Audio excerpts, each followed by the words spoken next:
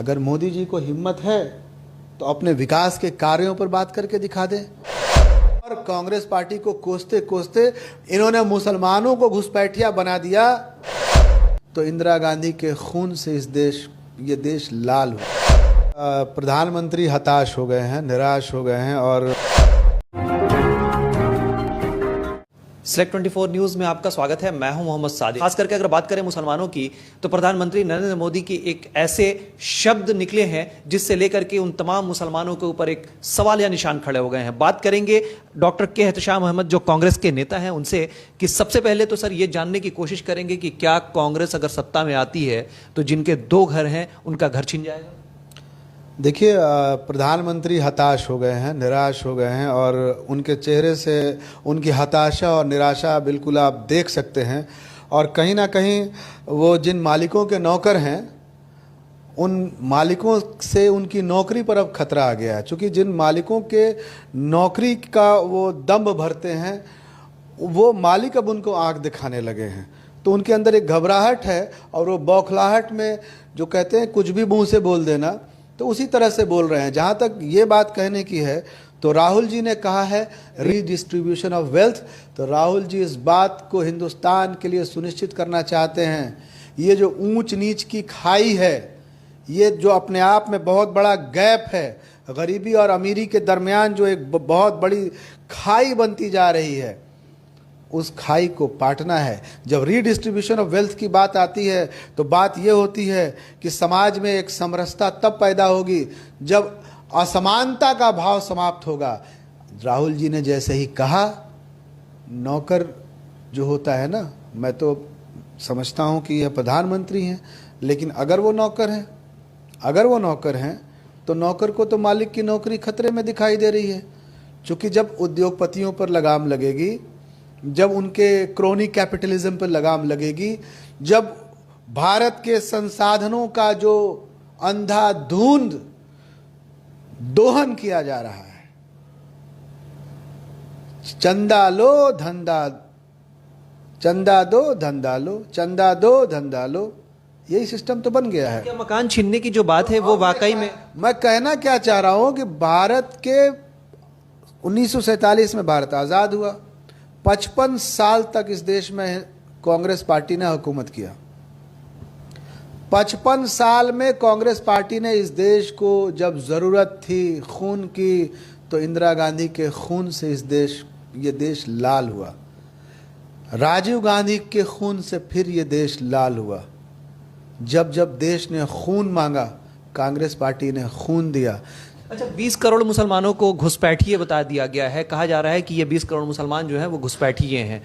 कैसे इसको साबित किया जा सकता है और क्यों इस तरह की बातें की जा रही हैं? ये वाकई शर्मनाक है, और इस पर तो प्रधानमंत्री के खिलाफ मैं सैल्यूट करता हूं। हमारे जो जर्नलिस्ट हैं कुर्बान अली साहब को, उन्होंने दिल्ली में FIR लिखवाई है। मैं सैल्यूट करता हूं कि कुर्बान अली साहब ने हौसला दिखाया और इनके खिलाफ FIR लिखी।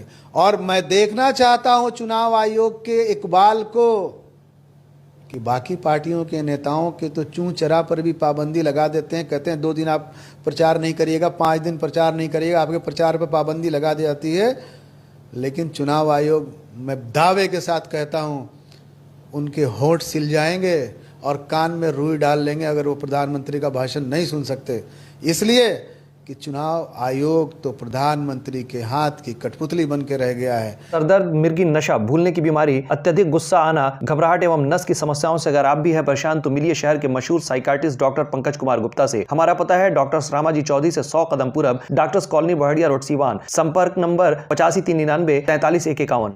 क्योंकि जब प्रधानमंत्री ने सिस्टम को ही हैक कर लिया है, जो भी संवैधानिक संस्थाएं हैं उस पर कब्जा करके बैठे हुए हैं, तो जो भी मन में आ रहा है बोल रहे हैं। ये वाकई शर्मनाक है कि प्रधानमंत्री ने, इस देश के प्रधानमंत्री ने, ये वो प्रधानमंत्री हैं जो सबका साथ, सबका विकास, सबका विश्वास, झूठी बात, कोरी बकवास करते हैं।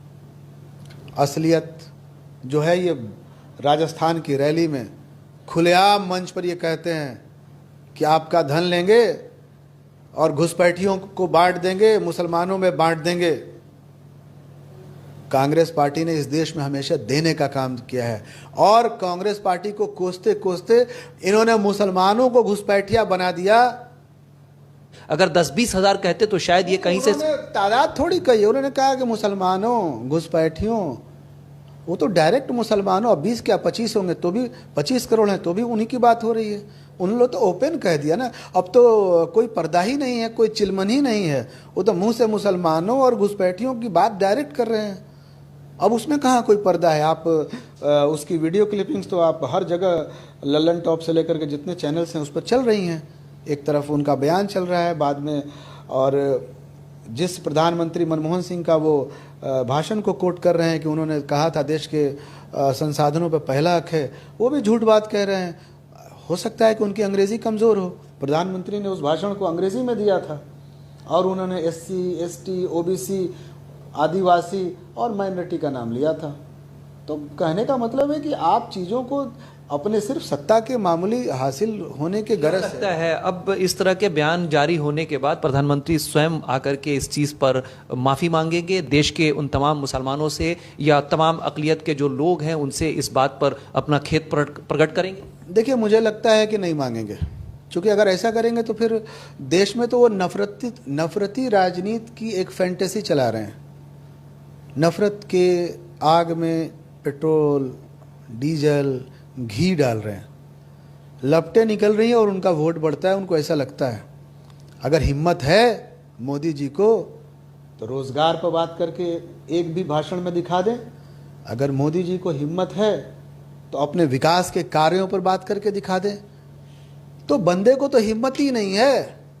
राहुल जी तो कहते हैं डरपोक आदमी है, तो वाकई मोदी जी डरपोक आदमी है। इतना ज़्यादा डरपोक प्रधानमंत्री तो आज तक किसी ने देखा ही नहीं। पैसा हो गया है, राहुल जी वही कहते हैं कि ये पैसा किसके पास है? ये पैसा जो है उद्योगपतियों के पास है, चंद अमीरों के पास है। और राहुल जी कहते हैं नहीं, पैसा सबके पास होना चाहिए। सही बात ये है, वेल्थ का रीडिस्ट्रीब्यूशन होना चाहिए। पैसा जो है एक जगह जो जमा हो रहा है, ऐसी नीति कांग्रेस सरकार लाएगी कि वो पैसा सबके हिस्से में बराबर बराबर जाए, न कि ऐसा सिस्टम बने कि सारा पैसा साइफोन होकर के अडानी के खजाने में जाए। कांग्रेस पार्टी इसका विरोध करती है और हम ऐसी नीतियों में विश्वास रखते हैं, सिस्टम ऐसा बनाने में विश्वास रखते हैं जिस सिस्टम से सबका संपूर्ण विकास हो, न कि केवल चंद उद्योगपतियों का विकास हो। बहुत शुक्रिया सर इस चर्चा में भाग लेने के लिए। Thank you. तो ये थे हमारे साथ डॉक्टर के एहतशाम अहमद, जो कांग्रेस के नेता हैं। पूरी तरह से भारत के प्रधानमंत्री का ये जो बयान कि देश के जो पूरे मुसलमान हैं उनको आहत करता है। यकीनन अगर इस तरह के वक्तव्य अगर प्रधानमंत्री जैसे सर्वोच्च पद के लोगों के द्वारा अगर जारी किए जाते हैं तो ये काफ़ी निंदनीय है। उम्मीद करते हैं कि ये डिबेट्स आपको पसंद आए होंगे। फिर मिलते हैं किसी नए अपडेट्स के साथ, तब तक हमारी पूरी टीम को दीजिए इजाजत और देखते रहिए Select24 न्यूज़। हमारे यूट्यूब चैनल को सब्सक्राइब, लाइक, शेयर जरूर करें। साथ ही हमारे फेसबुक पेज को भी लाइक, शेयर, कमेंट करना ना भूलें और हमारे वेबसाइट www.select24news.in पर विजिट जरूर करें। और अब आपके शहर सिवान के लक्ष्मीपुर में भरपूर सुविधाओं के साथ hotel select and marriage hall.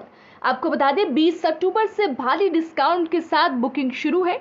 इसमें आपको मिलेगा फुल्ली एयर कंडीशन, साथ ही बुकिंग के साथ टेंट का सारा सामान जैसे बर्तन और चूल्हा बिल्कुल फ्री। जल्द ही किसी कार्यक्रम को अच्छे वातावरण में करने के लिए बुक करें hotel select and marriage hall. हमारा पता है लक्ष्मीपुर, सिसवन ढाला, सिवान। हमारा संपर्क नंबर है 8797327330। एक बार जरूर पहुंचे और इस भारी डिस्काउंट का लाभ जरूर उठाएं।